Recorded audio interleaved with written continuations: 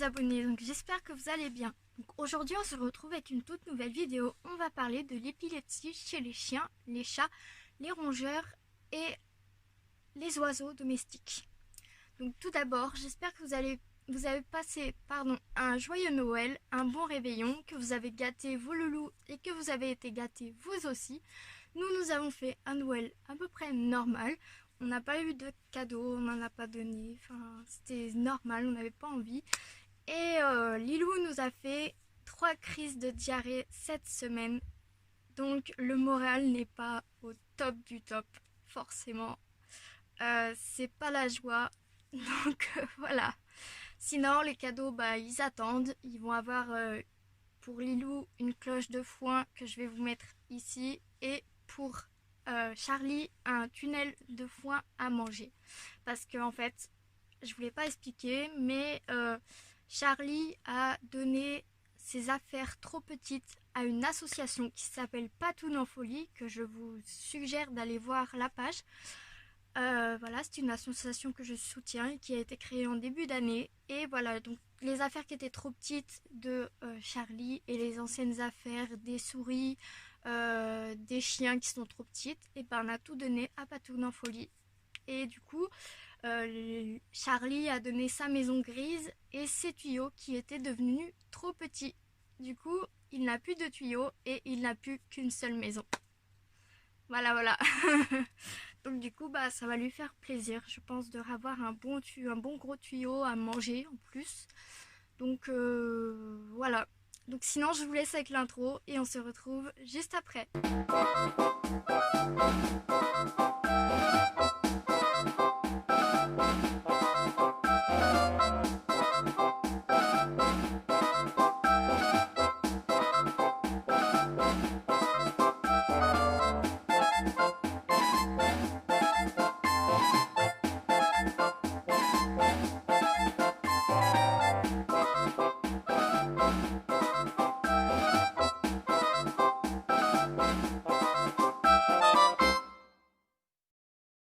L'épilepsie, c'est quoi? L'épilepsie est une maladie chronique caractérisée par la survenue de crises épileptiques. Ces crises se traduisent par un dérèglement soudain et transitoire de l'activité électrique du cerveau. Elles apparaissent sans cause identifiée ou sont liées à une autre affection. La crise d'épilepsie se caractérise par des décharges brusques et excessives d'influx nerveux dans le cerveau, véritables éclairs parcourant de nombreux neurones. Ces décharges apparaissent dans la partie périphérique du cerveau. L'épilepsie est présente chez les humains. Environ 600 000 cas en France. 1 à 2% de la population canine et est beaucoup moins fréquente chez le chat, les nacs et les oiseaux. L'épilepsie chez le chien. Chez le chien, il existe 2 grands types d'épilepsie. L'épilepsie dite primaire ou idiopathique ne présente aucune cause identifiée. Il sera donc important que vous apportiez les éléments cliniques afin d'aider au diagnostic, car le chien sera en bon état de santé général. L'épilepsie dite secondaire est liée à une cause sous-jacente. Dans ce cas, le vétérinaire pourra effectuer des examens pour éliminer certaines causes et mettre en place un traitement adapté. L'épilepsie secondaire peut être provoquée par une intoxication, un traumatisme crânien ou une tumeur crânienne, certaines infections et des problèmes rénaux. Toutes les races canines peuvent être confrontées à l'épilepsie idiopathique. Toutefois, certaines races ont une anomalie génétique qui peut les causer. Le lagotto romagnolo, le berger belge et le boerboel par exemple. Dans certaines autres races, des prédispositions ont été mises en évidence. Donc le beagle, le berger allemand, le berger australien, berger péruvien, border collie, border terrier, bouvier bernois, boxer, caniche standard, cavalier king charles spaniel, dalmatien, golden retriever, grand bouvier suisse, Irish wolfhound, labrador retriever, petit basset griffon 21, Spinôme italien, Spitz finlandais, Spitz nain, Springer anglais, Teckel et le Vizsla.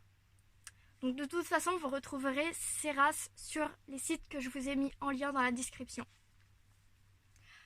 Donc, le traitement de l'épilepsie idiopathique sera un traitement antiépileptique afin d'éliminer les crises. Il est rare de les voir disparaître, alors il faut impérativement pouvoir espacer les crises. diminuer leur intensité, leur durée, la phase de rémission après crise, etc. Dans la majorité des cas, le traitement sera à vie. L'épilepsie n'affecte tout de même pas l'espérance de vie. Il est rare de mourir d'une crise d'épilepsie. L'épilepsie chez le chat.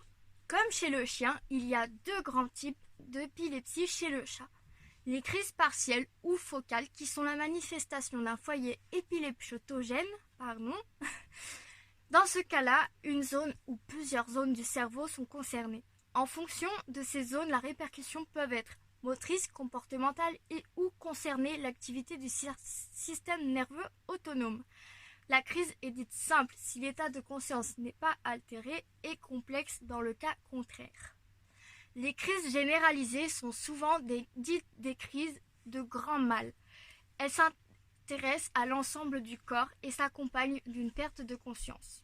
Lors de la crise, l'animal perd tout d'abord conscience et se couche sur le côté. S'ensuit ensuite une succession de contractions musculaires généralisées, l'animal pouvant être en position avec les membres rigides et la tête rejetée en arrière, suivi de mouvements musculaires rythmiques au cours de laquelle le chat présente un mouvement de pédalage des membres, des mâchonnements et des claquements de mâchoire.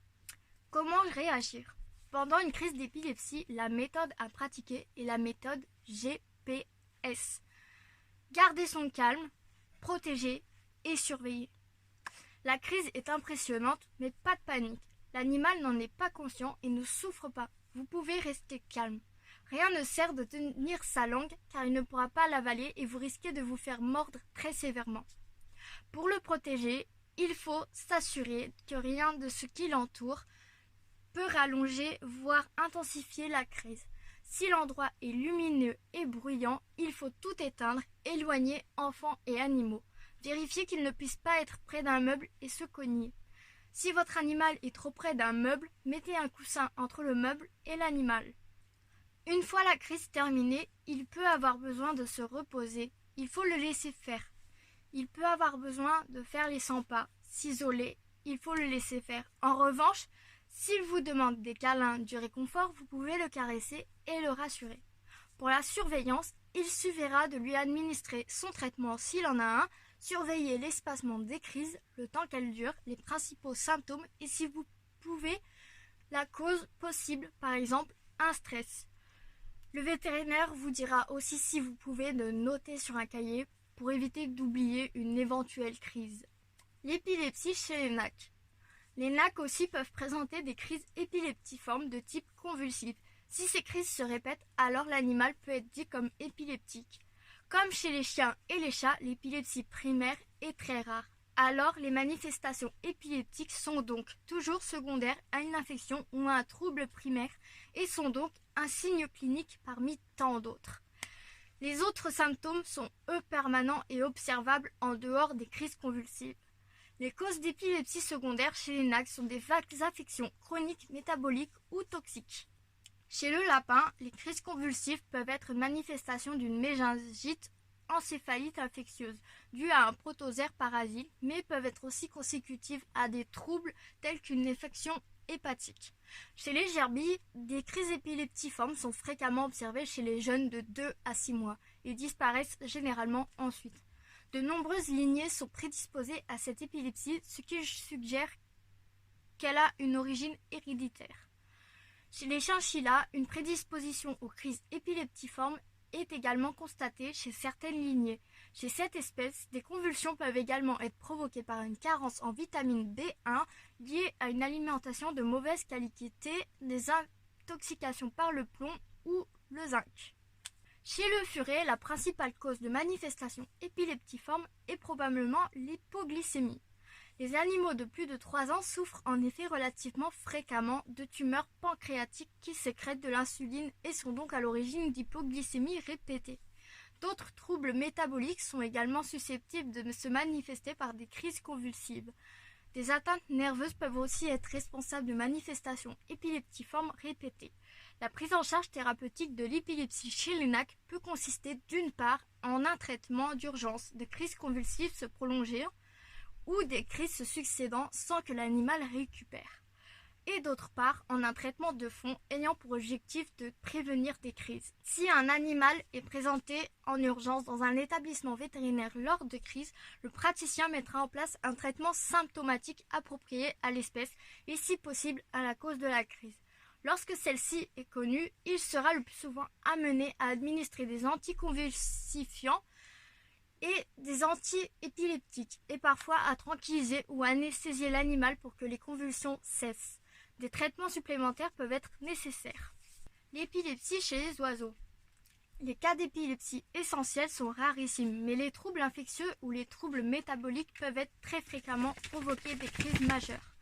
Lorsque les différentes causes évoquées ont été exclues et que les examens d'imagerie médicale ne permettent pas de déceler de lésions, l'animal est considéré comme étant atteint d'épilepsie. Voici les principales origines des manifestations de convulsions chez les oiseaux de compagnie. Donc le syndrome convulsif de l'oiseau, l'hypocalcémie, l'hypoglycémie, l'intoxication, les infections virales, l'origine parasitaire, l'infection bactérienne, l'infection fongique, les troubles vasculaires, les traumatismes, les insuffisances hépatiques, les tumeurs et les hydrocéphalies. La conduite à tenir en urgence. Maintenir votre oiseau dans un espace réduit, notamment lors des pertes d'équilibre majeures. Cela permet d'éviter les blessures lors des chutes et cela rassure votre animal. L'installer dans un endroit sombre et calme, cela permet de limiter les stimulations qui peuvent être à l'origine de crises. L'animal doit être conduit au plus vite dans un centre d'urgence vétérinaire. Mais quel vétérinaire contacter? Lors d'un cas de convulsion, le vétérinaire en urgence peut stabiliser l'animal à votre domicile et vous conseiller en attendant une visite chez votre vétérinaire traitant. Ainsi, dans les cas les plus sévères, si votre vétérinaire traitant est ouvert, c'est bien évidemment l'interlocuteur privilégié. Si vous ne pouvez pas vous déplacer, un vétérinaire à domicile connaissant les oiseaux peut apporter les premiers soins. En son absence, pour ce type d'urgence, une consultation sans délai dans un service d'urgence est indispensable. En effet, une surveillance vétérinaire prolongée doit être mise en place afin de gérer les pertes d'équilibre. L'hospitalisation, souvent nécessaire et même indispensable dans les cas de perte d'équilibre sévère, l'hospitalisation permet de maintenir l'animal dans un espace réduit et sombre et de contrôler chimiquement les crises épileptiformes. Lorsque l'animal est stable et conscient, une réalimentation forcée peut être envisagée si nécessaire. Les examens complémentaires sont réalisés une fois les crises passées. Cette vidéo est maintenant terminée, donc j'espère qu'elle vous aura plu. N'hésitez pas à me laisser un petit pouce bleu pour me motiver à continuer. Vous pouvez aussi liker la vidéo si vous avez des conseils, des questions ou tout simplement que vous voulez mettre un témoignage d'un animal ayant eu de l'épilepsie. Vous pouvez vous abonner à la chaîne pour plus de contenu et partager les vidéos, c'est très important, ça peut sauver des animaux. Sur ce, je vous souhaite une bonne semaine, un bon premier de l'an, faites attention à vous mais profitez quand même. Et sur ce, on se retrouve dimanche prochain. Prenez soin de vous, salut!